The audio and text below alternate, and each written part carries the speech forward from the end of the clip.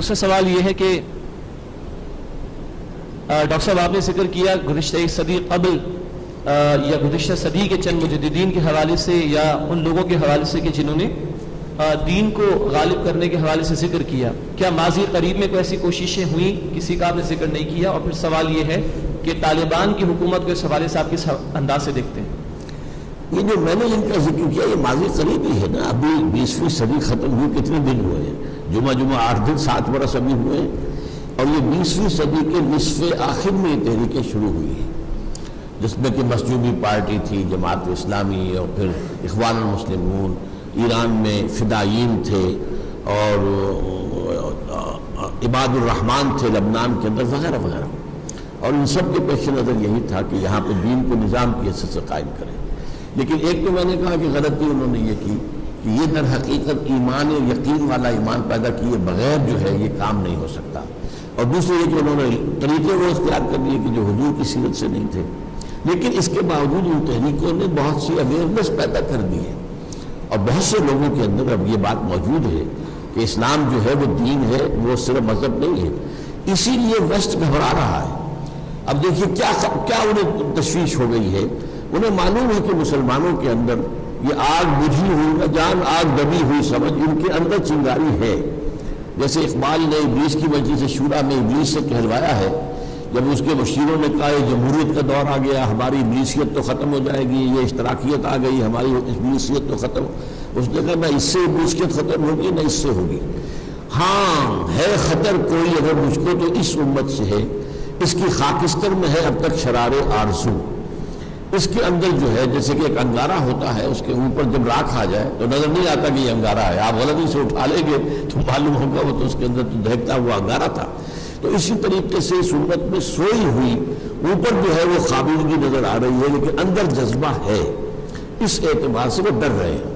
چنانچہ جب USSR کا خاتمہ ہوا ہے تو اس کے بعد پھر اثر نو جب انہوں نے جو ٹریٹی ہے جس کو کہ انہوں نے دوبارہ جو ہے وہ اٹلانٹک جو ہے نیٹو کو اثر نو آرگنائز اور ایکسٹینڈ کرنے کا جب پروگرام بنایا تو لوگوں نے پوچھا کس لیے؟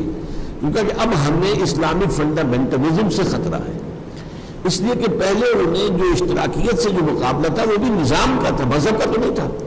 مذہب کے جو تھے سارے کے سارے ایسٹرن یورپ کے لوگ اور رشیا وغیرہ کے لوگ کون تھے؟ عیسائی تھے. ایسٹرن آرتھوڈاکس تھے تو عیسائی. ادھر ویسٹ یورپ اور امریکہ کون تھے؟ عیسائی تھے. تو جھگڑا مذہب کا تو نہیں تھا، نظام کا تھا.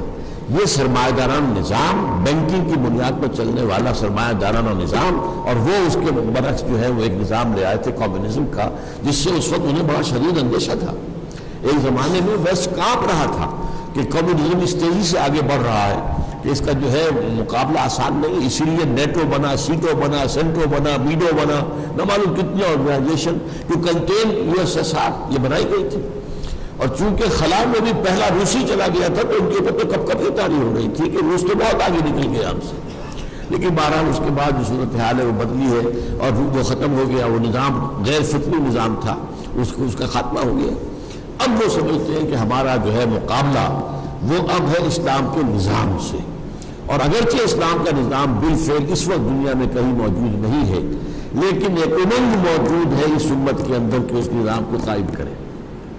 اس کو ہم نے کرنا ہے، ختم کرنا ہے.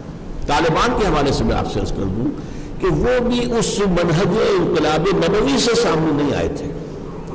وہ کیا تھا کہ پہلے جو ہے افغانستان میں روسی آ گئے تو سارے افغان کھڑے ہو گئے ان کے خلاف اپنی آزادی کے تحفظ کے لیے.